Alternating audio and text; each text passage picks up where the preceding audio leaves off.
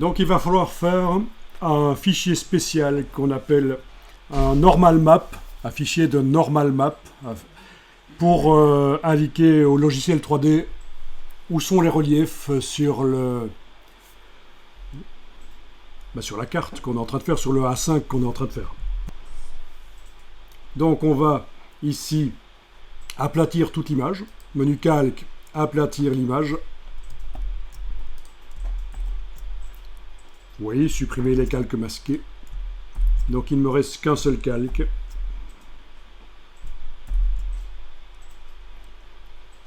Et on va lui appliquer le filtre 3D, menu filtre 3D.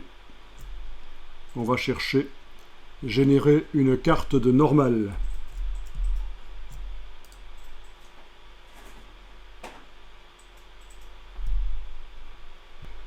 Donc vous avez peut-être un message que je n'ai plus ici parce que j'ai demandé de ne plus l'afficher, qui indique qu'en effet les fonctionnalités 3D de Photoshop sont en cours d'abandon.